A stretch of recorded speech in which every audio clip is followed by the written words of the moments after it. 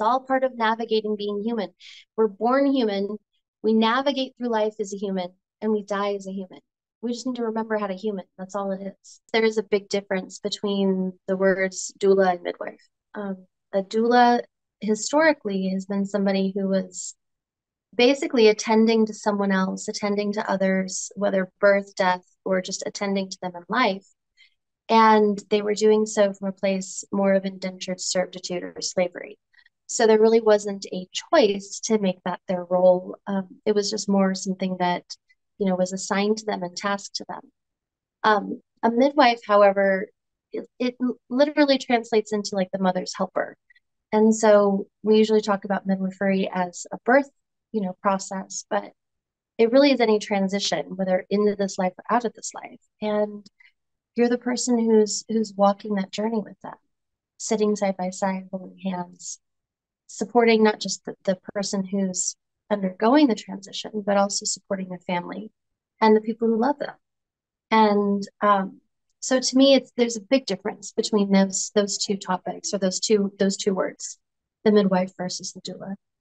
My background has typically been being called in when there's been either a sudden death or an anticipated death. And so while some death midwives will walk, from the point that someone is, diagnosed with the terminal illness all the way through, my historical experience has mostly been with people either directly as they're losing someone or directly post loss. And so mine has been more of a guiding people through the process of saying hello and goodbye both at the same time. And most of what I have done has centered around the death of children and specifically stillbirth.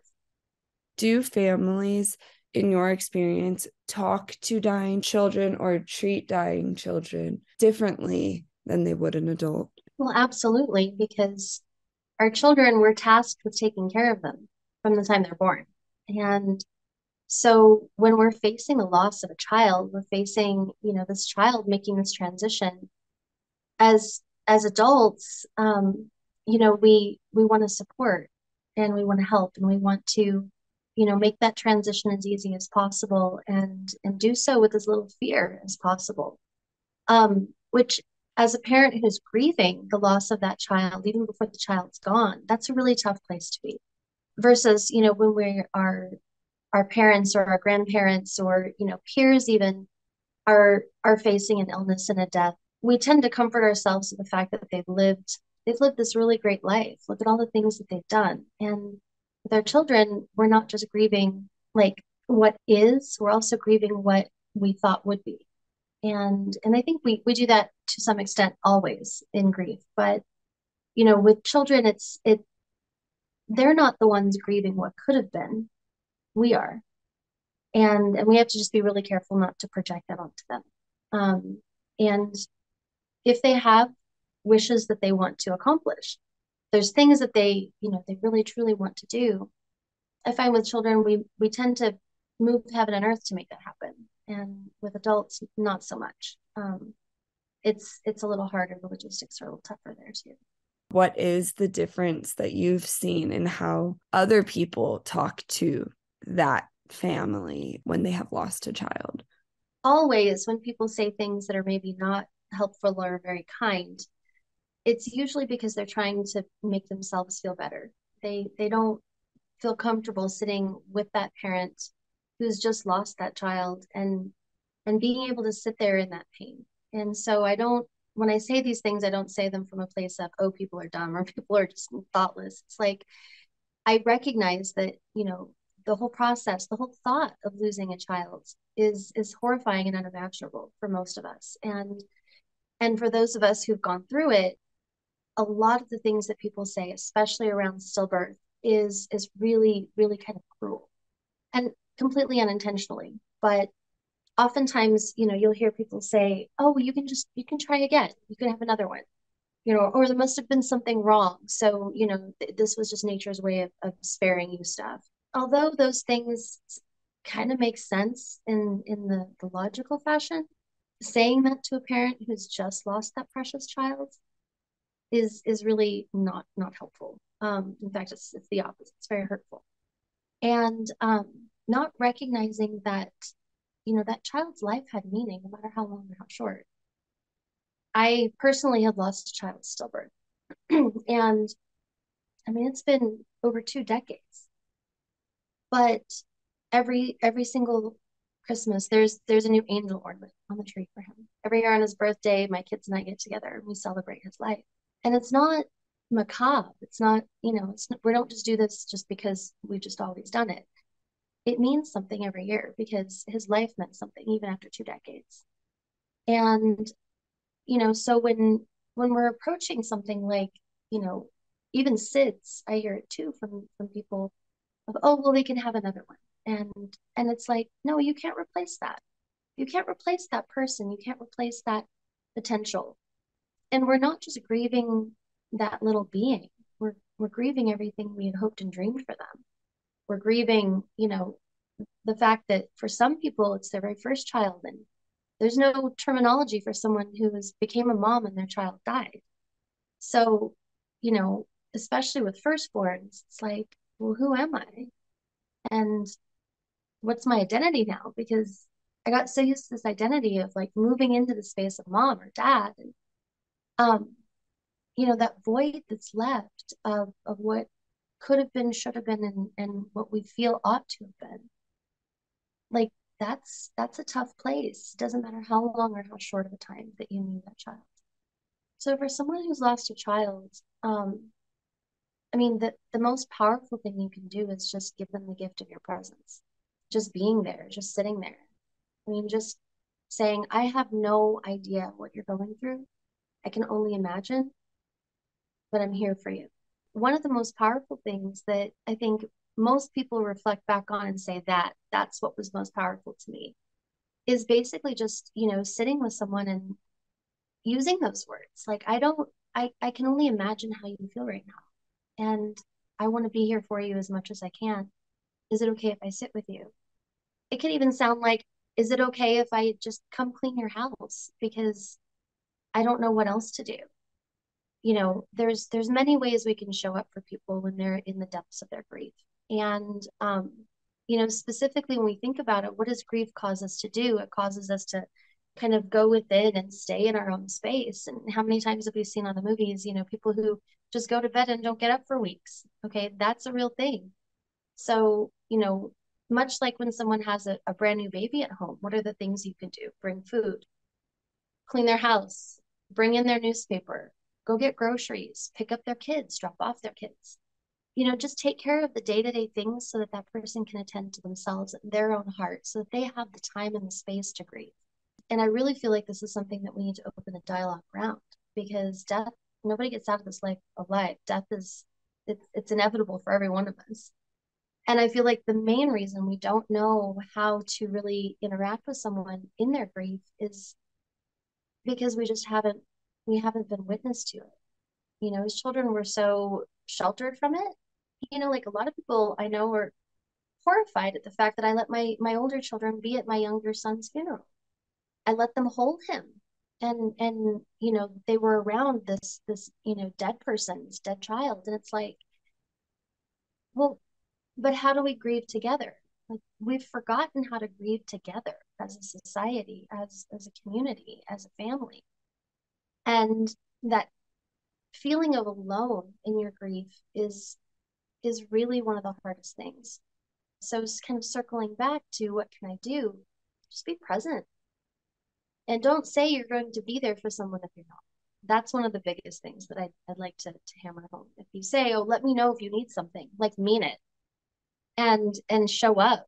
What does it look like to get prepared at a sudden death or a death that you didn't know was coming? Well, I mean, I think the only way that we can ever be prepared for that is to recognize that that is a possibility. I come from a line of women who don't shy away from death. My mom was an ICU nurse. My great grandma was also a nurse in the military. And I guess it was more pragmatic when I was growing up because of that. But my mom used to always say, people in our family, they have the common courtesy to just drop dead. They don't drag it out.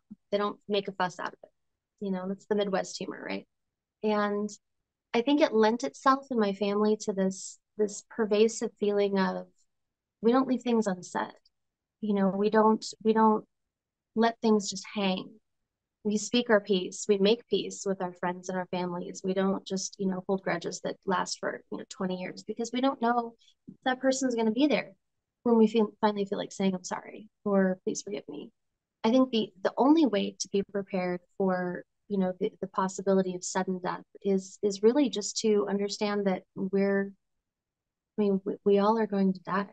And so, me, like, my preparation for that is to make sure that, my advance directives are filed with my local hospitals, and that the people who are, my next of kin that would be called upon if something were to happen to me, they have my paperwork. They know where it's at. They know how to find it. I don't leave things unsaid. And I think that's important, because so many times we find ourselves kind of facing our own end, and realizing that we left a lot of things unsaid. And when someone passes that you love very suddenly, very quickly, those things that are left unsaid are kind of haunting. And so, just adopting that culture of, you know, connection, and being able to have like nothing left that we needed to say ever. And it makes that sudden passing of someone, it takes away that burden of, oh, I should have, I would have, what if I would have. But when it comes to the death of children, I mean, I don't think there's any real way to prepare for that. The medical community doesn't talk about, we talk about miscarriage because it happens a lot, 1 in 4 pregnancies. But when it comes to stillbirth, it's one of those taboo topics again, in even in our obstetrics, because people don't want to freak anyone out. Like, oh my God, if I tell this woman her baby could die, she could freak out. And it's like, yeah, they could, but at the same time, like when you talk about kit counts and you talk about non-stress tests, like, you probably should maybe think about a little bit of education around, that if this could happen. And I feel like that, for me, it blindsided me. When I experienced an ultrasound and I didn't see my son's heartbeat, and I didn't even know that was possible.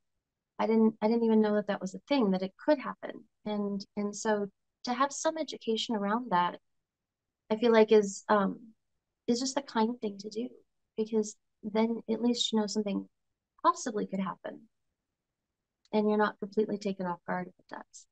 I think also, you know, specifically around, like the concept of, stillbirth and SIDS. When I had my experience, and, they said, do you want to talk with someone about this? And I said, yes. They sent in a priest. And, regardless of my religious affiliation, you just sent me a man who is supposed to never have children to come talk to me about the death of my child. Like, where's the connection there? Like, I don't understand. How can this person counsel me through something if they've never even had a child? And I certainly don't think that that was the answer or the appropriate, honestly. And there really isn't anyone specifically, at least there wasn't, that could, attend to someone who's in the middle of deep grief and deep loss, especially sudden loss. And luckily where I live, I discovered the Miss Foundation, and it literally, I credit Joanne Cacciatore for literally like talking me through some of the hardest hours of my life. And here she is, a mom who lost her daughter to stillbirth, and she's just out there holding space. Like, she didn't have any fancy degrees. I mean, she does now, but she didn't then. And, just to have someone hold space and just ask me, can you get through the next 10 minutes? And I'm like, I don't know. Can you get through the next minute? I don't know. Can you just get through the next breath with me? Like, to know that someone has walked the walk and can sit there and say, I've been where you are, and I know, I don't know what you're feeling, but I know what I was feeling in that moment, and I'm still here, and we can get through this breath by breath. I mean, that was probably the most impactful thing to me in my journey. And so to be able to have that same conversation with others, and know that, like, this is the worst day of their life, possibly, but to know that at least there's somebody sitting there that isn't going to say some of those things that could make it worse or offer to get just a priest, you know? How do most of your clients find you, and how do they know about midwives in the first place? I think for each of us, we have a different niche. We have a different thing that we do within this, you know, this broad scope of death of all ages. For here, it's where I live, they have they used to call it trauma intervention program, and now it's called ACT. I don't remember what the acronym stands for, but basically they have volunteers that will go out when there is a traumatic death or a sudden death, and they will send volunteers out, and um, they try to make it to where you can be that peer that says, you know, I've been through something very similar to this, and I'm here, and I know that, you know, I can be here for you, because there's something so powerful about that. So, you know, here you can be a volunteer for that, um, and as you volunteer, you can get to know your first responders, you get to know your medical community. You can reach out to hospice and, you know, talk to the people there. I also live in a very like retirement heavy community, and so, you know, there's a lot of like the pain management clinics, hospice, you know, the cancer treatment centers to leave information with. If you really think about it, I mean, we didn't need this education even 150 years ago. You know, if somebody passed away, they were washed by their family members. They were laid out in the front parlor room. The funeral was done at home. They attended to the body of their dead. You know, like you didn't need to have education around it because you lived it. And we don't live it anymore. We've institutionalized our old and our sick. We don't even go and really help with them anymore. We put them behind closed doors and just pretend like everything's okay. And then when they pass away, we're like, oh, somebody else handled this, you know? And that's not how we came. That's not how we evolved. That's not who we were as a society. Um, I mean, it was basically the Civil War that started the process of embalming. It started the process of someone else caring for your dead because they were so far away that their body had to be preserved somehow to get home. And and then of course, you know, the affluent people just continued with the you know, having someone tend to their dead because that's just what you did then at that point. It was social status. And then pretty soon it just became customary and normal in society to just, you know, have someone else do it and to pay them. And again, I mean, I know I was brought up in a weird sort of way with my family being, you know, more medical. And my mom being a NICU nurse, you know, she was accustomed to handling babies of all sorts. Um, you know, so when my son died, like I washed his body. I actually went home after, you know, the funeral home picked up his body because I didn't know I could actually take him home with me. If I'd known that, I would have. But they picked up his body and I went home and my grandma helped me sew an outfit for him to have for his funeral because he was so small that nothing fit. And that by itself was a grieving process of being able to tend to my own child. And I mean, all the way through the service, and you know, we actually pushed the button at the crematorium because it's my job to tend to my son. And I know I talk to a lot of parents who feel that same pull. They feel in their bones that they need to be doing these things. And then at the same time, they feel like their hands are tied and they can't because it's not something that they even know is possible. They don't know it's possible to do the things that you can do. And especially when you lose an infant, you know, you don't have those memories. Like you don't have like, oh, remember when they did this or when they did that. You don't have that. You have this fleeting little window with this little human. And, you know, usually it's somewhere less than 12 hours you get to spend with the body of that child and make all the memories you're ever going to have. And so I think it's very important to create those rituals and to educate the hospitals too, specifically for this topic of stillbirth, because it's very easy to take an alginate mold and to pour a plaster cast of a foot or a hand. it's not just a lock of hair. A lot of babies are born bald. You know, it's not just, oh, here's a stamp of a footprint. Those things are important, but you can actually have, like I said, a casting of a hand or a foot made to where you have something tangible to hold. You can have portraits taken. You can have, you know, one of the photographers who specialize in literally capturing these moments come in and take all the pictures you're ever going to have. And that education isn't there. The hospitals don't give you permission to do that.